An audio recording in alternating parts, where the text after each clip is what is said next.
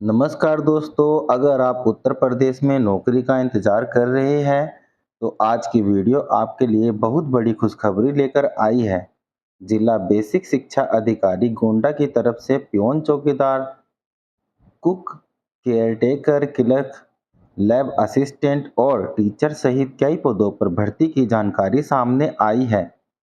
इसमें middle pass, 10+2, graduate, post graduate, BEd, diploma और अन्य योग्य उम्मीदवार आवेदन कर सकते हैं।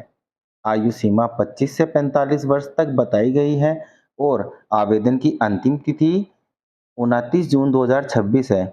लेकिन रुकिए, सबसे बड़ी गलती जो हजारों उम्मीदवार करते हैं वह मैं इस वीडियो में मैं आपको बताऊंगा, ताकि आपका फॉर्म रिजेक्ट न हो।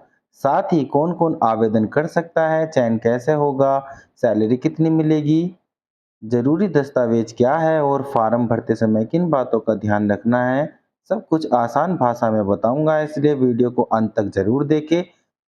और अगर आप सरकारी नौकरी की तैयारी कर रहे हैं तो चैनल विन्यासट को सब्सक्राइब करना बिल्कुल न भूलें।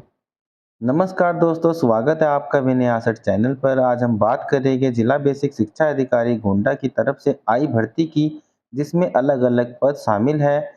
आज की वीडियो में हम जानेंगे भर्ती में कौन कौन से पद है, योग्यता क्या है, आयु सीमा क्या है, आवेदन की अंतिम तिथि, कौन आवेदन कर सकता है, जरूरी दस्तावेज, चयन प्रक्रिया, तैयारी कैसे करें, महत्वपूर्ण सावधानियां। तो चलिए शुरू करते हैं। इस भर्ती में विभिन्न पद शामिल बताए गए हैं, जैसे पियोन, चौकीदार, cook, caretaker, clerk, lab assistant, teacher. यानी अलग अलग शैक्षणिक योग्यता वाले उम्मीदवारों के लिए अवसर मौजूद है। शैक्षणिक योग्यता भर्ती में पद के अनुसार अलग अलग योग्यता मांगी गई है।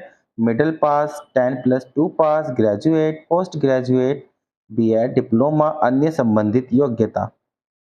इसलिए आवेदन करने से पहले अपने पद की योग्यता अवश्य जांचें। आयु सीमा, उम्मीदवार की आयु लगभग 25 वर्ष से 45 वर्ष के बीच होनी चाहिए।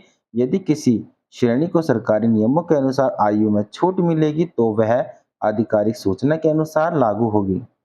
अंतिम तिथि की बात करें, आवेदन की अंतिम तिथि 29 जून 2026 बताई गई है।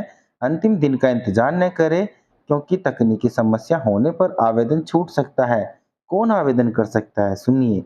यदि आपने मिडिल यानी 10+2, graduation, post graduation, B Ed, diploma में से संबंधित योग्यता प्राप्त की है तो आपके लिए यह पद बहुत अच्छे हैं। तो आप अपने पद के अनुसार आवेदन कर सकते हैं।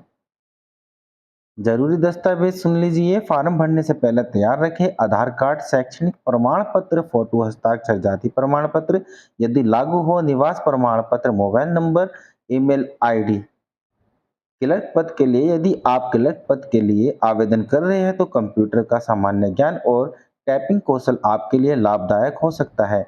टीचर पद के लिए संबंधित शैक्षणिक योग्यता जैसे ग्रेजुएट तथा बीएड आदि की आवश्यकता हो सकती है। पदवार पात्रता आधिकारिक सूचना के अनुसार देखें।